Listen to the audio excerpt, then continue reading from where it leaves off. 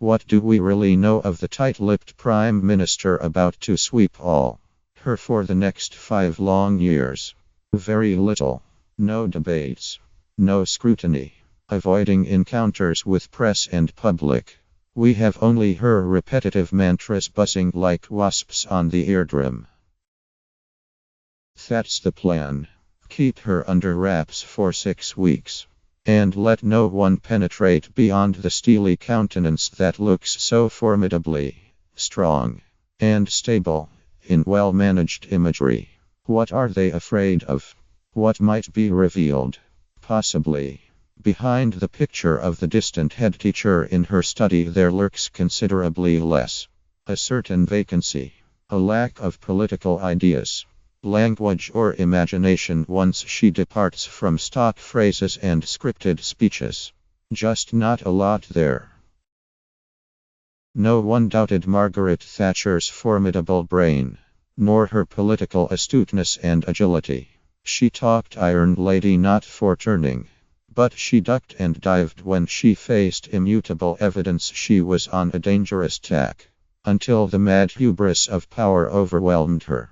As it does most long-time leaders, she had the wit to pick her battles.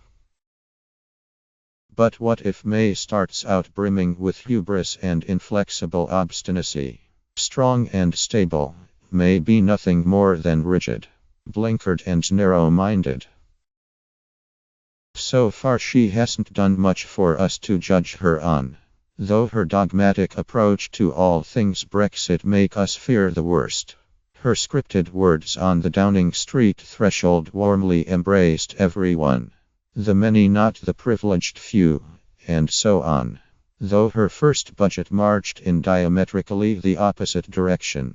As with David Cameron, the Tories find warm words easily taken at face value by many voters. However, this week one standout policy opens a window into her soul. On Wednesday, in rapid wash-up negotiations between parties on which current bills can pass, Parliament shuts down. There was optimism. A sensible Lord's amendment would be accepted by the government in the Higher Education and Research Bill. Lord Hannay, former UN ambassador, proposed removing foreign students from the overall count as immigrants. And that passed in the Lords by a large majority. Only one peer speaking against. This blindingly obvious good sense was supported by many in government. Besides, it would help meet the fruitless and failed immigration target.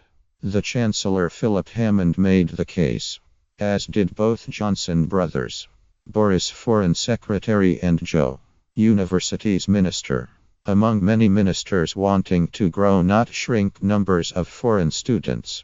Former Tory Minister Lord Patten, Chancellor of Oxford University, called the government's stance crazy.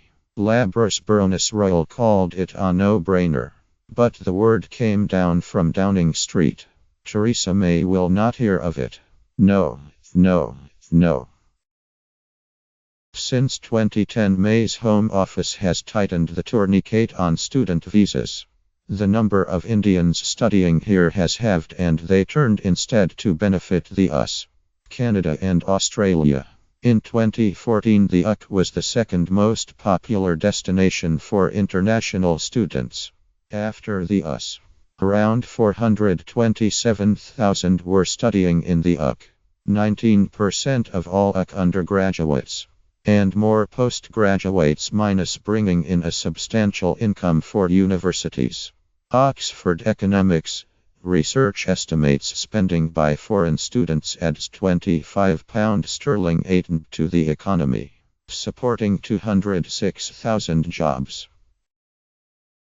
As Brexit looms, Britain is not exactly brimming with successful exports to replace lost EU trade.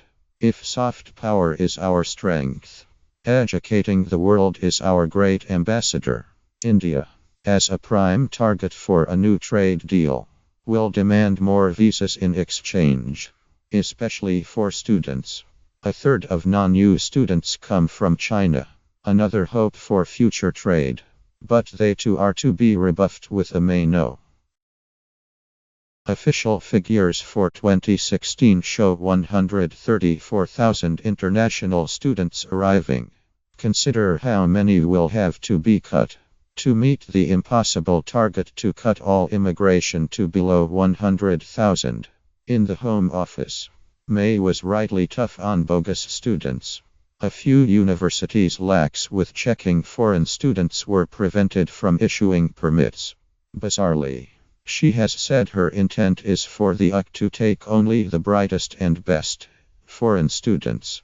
Though why they must pass a higher bar than our own is unclear. Her Chief of Staff Nick Timothy is reported in the Financial Times as suggesting only top Russell Group universities should be allowed to take any. May's reason for this obduracy is that she has made immigration her hallmark. Her priority above the economy, jobs and living standards. Marching us out of the single market and customs union as a result. Regardless of consequences. Immigration trumps everything she says. And she fears being thought to backslide and cheat by removing students from the total tally.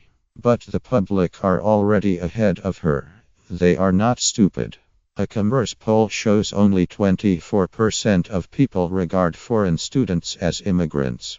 And 70% think they should be allowed to stay and use their skills working here after graduating. Resentment of immigrants tends to focus on uneducated, non-English speakers. This is a character question. Her no means no, means blocking her ears to common sense. She is not a strong and stable leader but a craven follower. If she fears she owes her prime ministership to immigration above all else, this bodes ill for her future style of decision making.